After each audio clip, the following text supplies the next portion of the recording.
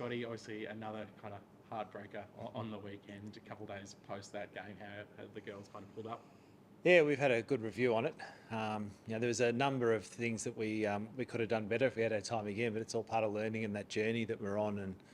And credit to the Gold Coast, they did what they had to do to get the game. And I think we've had different looks at the games in the past. The ones that we've been close in, we've been coming late.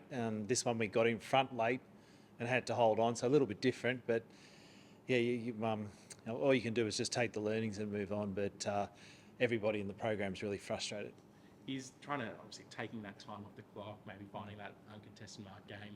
It's probably not something that gets prioritised a lot when, like you say, there's so much focus on attacking football and that brand of football. Is that just one thing that such a young group will learn over time?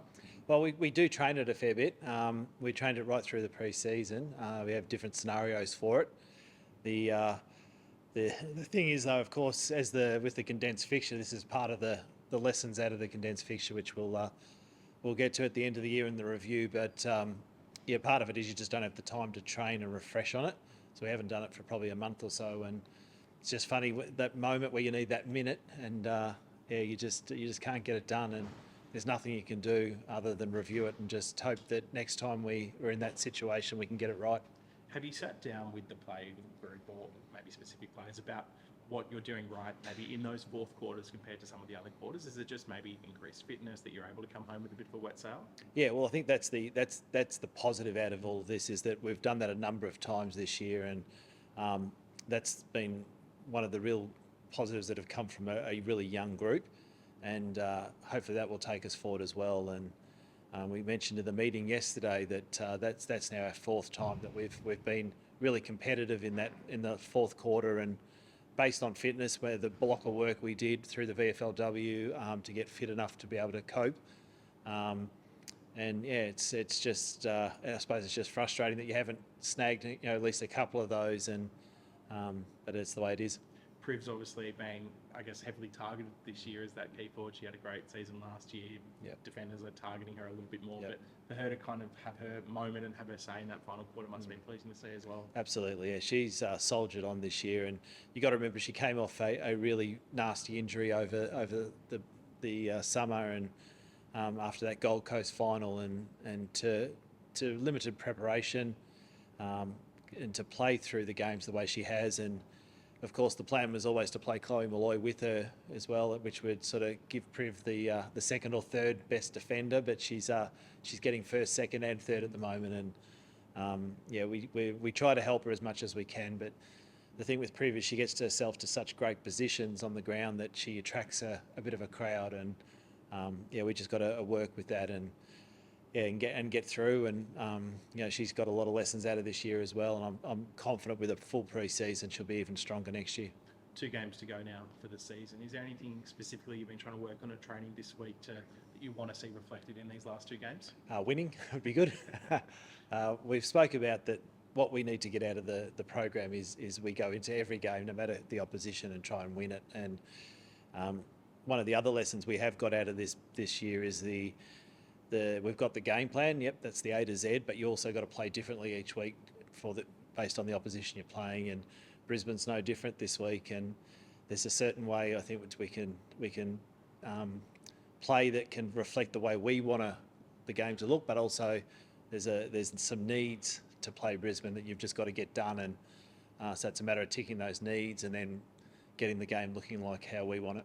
Obviously, you're going up against the premiers from last year. It's a big challenge for this young group. I mean, as you say, there's a message to trust your game plan, but is there also a bit of a license to go, okay, not maybe, I'm sure the best way to phrase this, but we're not expected to go up there and win, so you can just kind of give it everything and see what happens? Yeah, so we've taken the approach that it's just another challenge for us, and the expectation from our perspective is to win, and we just come up with the best way to do that. And we don't want to be numbers behind the ball. We don't want to be anything like that and slow the game to be a slog. We want to take the game on and know that they're very good at doing that as well. And I just think it's a great opportunity to get the learnings out of the game that you're going to get out of playing the Premier. And it's their home ground, and we've got nothing to lose, and we just go up there with full of hope. And but as I said, there's an expectation that we win every game, and and that's got to be the mindset that we go with.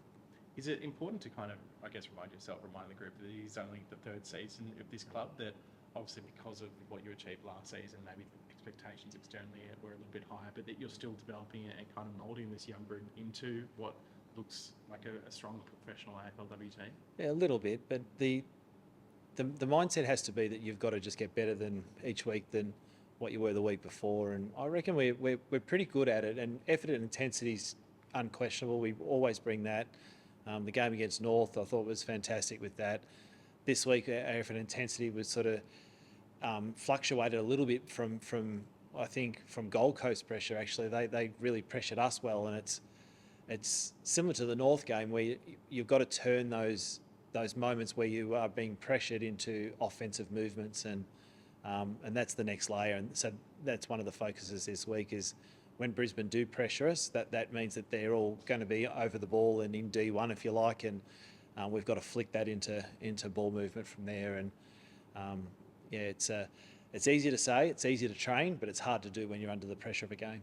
Laura Gardner, we know she's, I think, put on the website that she's a test for this week. Has she made some stronger progress than maybe you kind of initially expected? No, still exactly the same time frame. She's seeing the specialist Friday to get the tick off, and then she would have to get through that session on Friday afternoon for her to play, which has been the plan right through, was to get her back for that round 10 game. So if the specialist comes back with better than expected news, absolutely should be available. But no, we're still sort of penciling in for round 10, and if she gets round 9 in as well, that's an absolute bonus.